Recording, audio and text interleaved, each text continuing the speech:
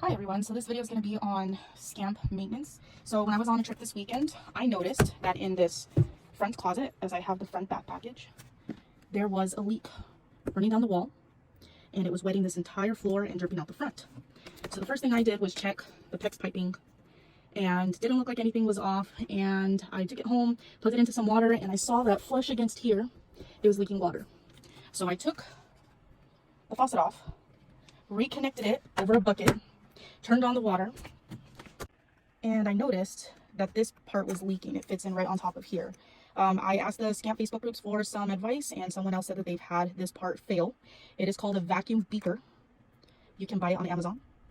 So I bought replacement parts and bought spares to hold with me, and now I'm going to put it all together.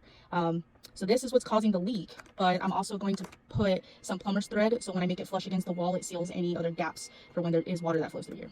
So the new part is on. I'm going to put the backing. Oops, the other way. And then I'll start installing it. We're back in the bathroom. Put some plumber's tape here. This is going to go through like that. And as you see, it comes along the other side. Just a side note that this closet thing was in between here, which made it hard to install the nuts that keep it flush against the wall. So you can just unscrew and remove it and it'll make it easier. So I'm going to reattach these to make it flush against the wall. Forgot to mention I'm adding some caulking around here just to seal it more, and around this thing also on the inside. Okay, so the threads are on, or the locks. You can see the plumber's tape peeking through against the wall, some caulk squeezed out, so I just cleaned it up a bit. And for now I'm comfortable with how it's sealed. On the shower side, this is how it looks. Again, this part is just a twist on, simple part replacement that was causing the leak to then flow behind this plating, which then in turn caused it to leak down the bottom of the nut. At least that's what I saw. Now the next part is easy. The hot water one goes on the right side, and the cold water one, indicated by the blue, goes on the left side. And just a reminder, this is the first thing that I checked and tested for by running water, under pressure through the faucet, and these were fine, but I do have spares for them, as well as these couple crimp spares.